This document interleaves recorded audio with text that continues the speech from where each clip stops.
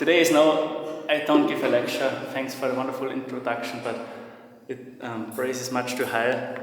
There's no such deep spiritual insights, but I'm inspired by many great masters, and I try my very best to live as a priest and accompany young people especially, and also families and other people to care for the well-being of the souls. So thank you for invitation. And today I thought I want to speak about contemplation and a heart full of contemplation. I'm inspired by the book The Soul of the Apostolate. You might know it. Have you ever heard about it? It's a classic. In former times, every seminarian had to read it in the seminary, at least in the States, by Don Jean-Baptiste Chateau. He was a French abbess. Yes. A heart full of contemplation. We have 3 little talks, and between that we want to spend the time in prayer. You get a few questions after each talk to reflect on and to engage the Lord with your own questions. I had a wonderful teacher, when I went to high school. It was a technical high school about wood technology. And he said the only thing which a teacher can do is to share a fascination. To share something which he is convinced and burns on it and that's the thing which he can share, the enthusiasm on a topic, because whenever that approaches a student, the student can find ways to find information and to develop talents and whatever, but a fascination about the topic cannot be found in a book in that way, like you engage it at an encounter with a professor, with a teacher. And each subject actually has one over topic, which is truth itself, as you know. So the sense for history is important because behind that God providence can be found.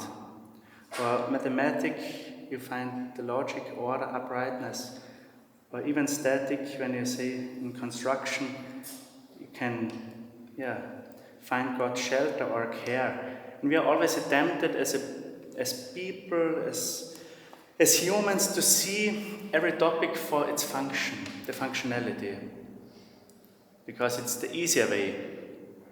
What I do for a clear purpose, and that's it. It's the Zweck. In German, we use it very often. The word Zweck, purpose.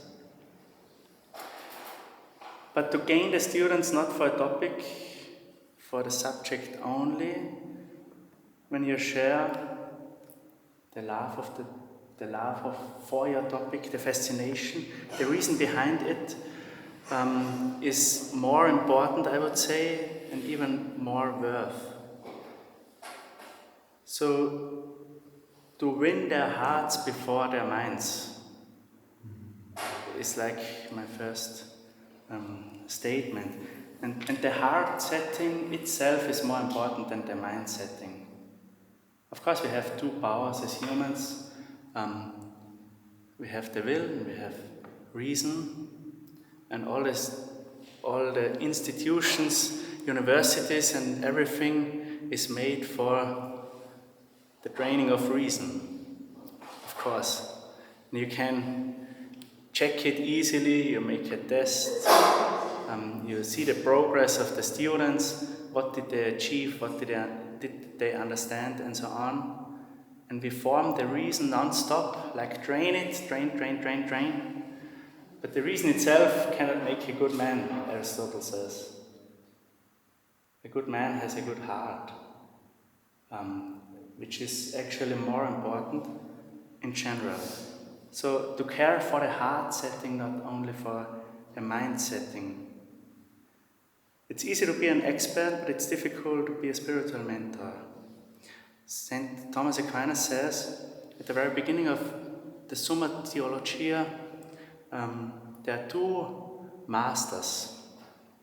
There is a Lebemeister and a Lehrmeister. So a master, the Lehrmeister is a master of studies, of books, of understanding, and he brings concepts and ideas.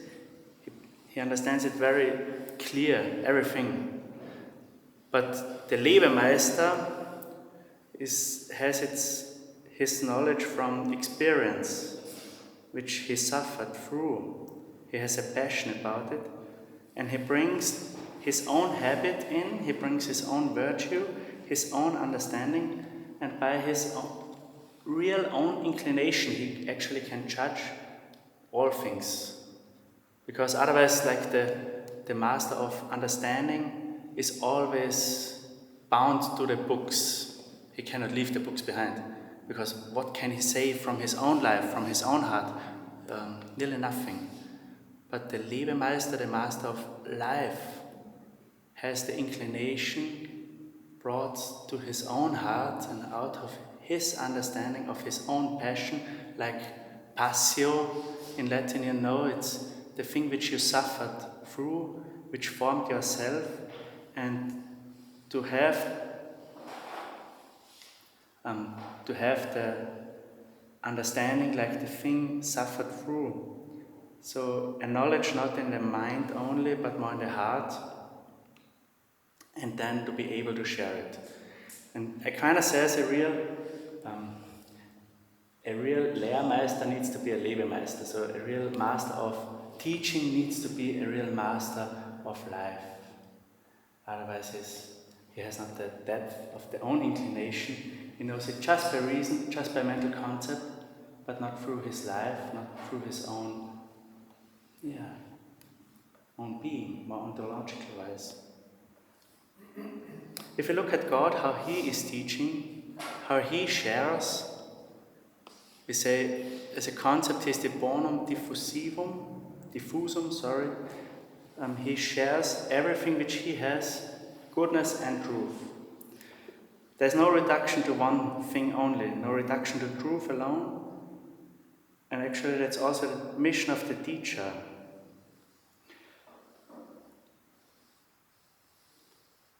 God shares also his life and not just his information, his truth. He shares his goodness. There's the heresy of naturalism, which says each success comes from our effort. Because everything is grounded, founded on nature, and the more effort we do, the better, the greater success we achieve. But it's the reduction actually to truth alone. We reduce all things which happen to one part. Of course, I can do the best effort, but success is something different. The life of Christ shows that he shares all the principles of his actions, not just the truth. He shares the Holy Spirit, and he cultivates in the souls a way of contemplation. Actually, it's not that we make it, already. We do not make the things, but God does it. He does make, He starts the beginning and fulfills everything unto the end. Therefore, so as we cannot reduce ourselves to our effort, to the truth, to the logic of it alone, it's much more that we are obliged to get in touch with him. It's a necessity of our whole being, of our human condition, not to work out of our own power, of our own talents, efforts and so on, but more to get connected And that's the interior life. So this, the naturalism, our capacity, our qualities, can make just let's say, a two-dimensional world, but a three-dimensional world, the life of a soul, the full human condition can be formed only in connection with the Lord Himself. It's the forming of the interior life, which is the life of Christ in us. Christ Himself lives in us by faith, hope, charity. We always want to convert the world through our actions, but God wants to convert the world through our being. He looks much more for our hearts, who belong totally to Him. He wants us to convert first, to get converted first. That's the big question of our faith, actually. So,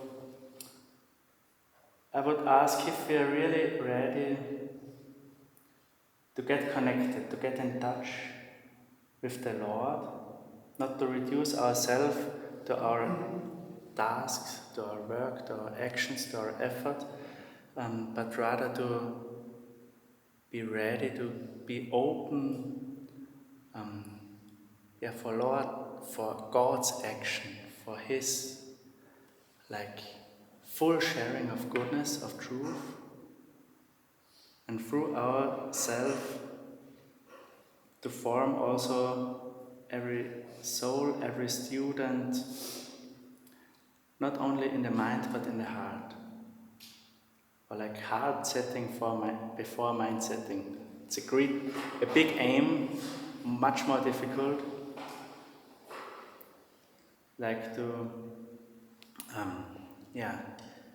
To bring the students to knowledge. So, if we want to engage the big question, the big challenge of forming young people, of forming persons, three-dimensional, in their whole being, in their mind, in their heart, we need to be the first ones who get formed in all dimensions, to be reconnected with full goodness, full truth of the Lord. And what could we give the Lord actually in our life more than our own heart? So it's not our actions which are worth giving, not our effort, not our everything else. But maybe He wants only our trust, our heart, our poor being.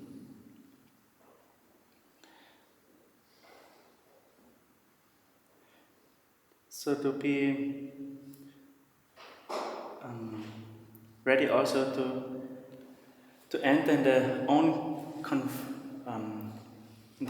contemplation now in a time of reflection. I want to share two questions with you to reflect on. Namely, the first one would be, where are the moments for myself where I follow the Lord 100%, where I'm really connected, not with my mind only, with my heart, goodness and truth. And the question following is, where am I still divided? Where do I trust only rational wise, or where is which is more difficult to reflect, where I'm still bound in my heart? Because it's easy, to make the mind ready to achieve something, to receive something. Okay, you need to be concentrated, focused, not under drugs. But where is the heart ready to achieve, to receive, to follow? We cannot receive when we are not ready.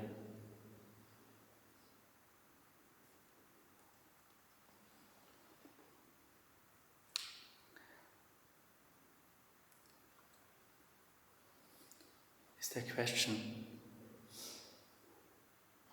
I might be really misunderstand able, but if you have a question, yes.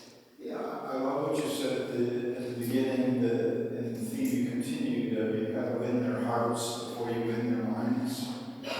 And I'm wondering, over time, how have you found teachers do that? I mean, I have my own ways of trying to win their hearts, trying to learn their names, trying to find something about them. Because I feel like if I care about them, so little signs of caring, I think I start to win their hearts a little bit. Are there other techniques you've run into? Because I love the theme, and you kept coming back to this of, loving them from your heart so that they can share your mind. How do you do that? I mean, No, my point is more on the pedagogical wise, when you can share information or you can share the passion. It's not the focus on how do I care for each student. right. So of course it's caring for their well-being, for their soul, but it's the question more, how do I engage the whole topic, how do I engage like truth? Is it logic only? Or do I share the passion? Do I share a deeper question behind it? Like the fascination. So that they also can enter not in a mind setting only, but in a heart setting. Yeah. To give to give their life for the truth finally. It's not the information which you can have. Right. So, and when we engage truth, and when we engage the Lord, when we engage God, not only in logical wise, but in both dimensions, heart and mind, we need to be united, not divided in any way. So only on that level, maybe to reflect on.